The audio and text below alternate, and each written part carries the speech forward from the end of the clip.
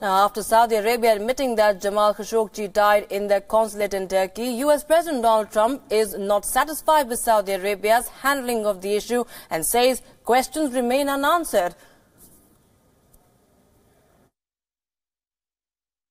No, I'm not satisfied until we find the answer, but it was a big first step. It was a good first step, but I want to get to the answer.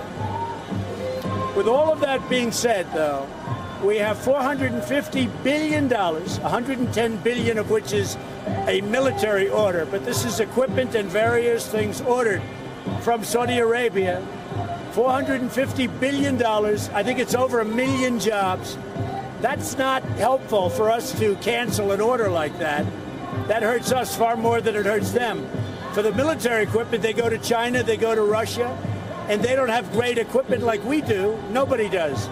But they can buy their equipment from other people. So that would hurt us far more than it would hurt them. But there are other things that can be done, including sanctions.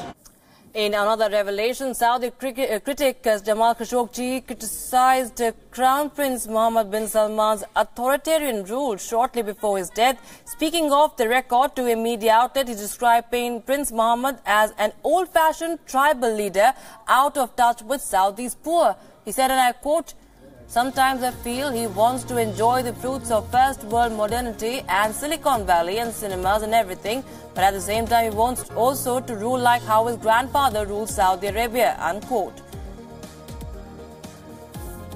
In the meanwhile, Turkey has said it will never allow a cover-up of the killing of Saudi journalist Jamal Khashoggi in Saudi Arabia's consulate in Istanbul. This reflects international skepticism over the Saudi account that the writer died during a fistfight. Australia has also pulled out of an investment summit in Saudi Arabia in protest of the killing of journalist Jamal Khashoggi.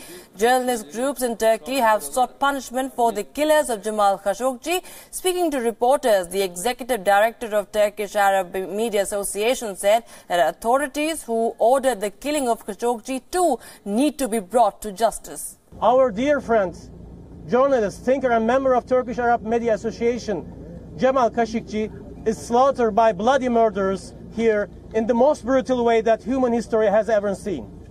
Today we are calling the whole world on the duty. We want justice for Jamal. We want Jamal's murders to be punished. However, we want punishment not only for the 18 men, but also for the authority that gave the orders. We also consider Mr. Trump's statement as unfortunate to protect his gun lobby as a shame for the American public. There's only one thing that matters right now. Give Jamal us back. Give him back so that we can raise his funeral. Let the whole world watch Jamal Khashoggi's farewell, who is killed in a dark room with horrific details and whose bodies tried to be hidden. Let his friends come to Istanbul.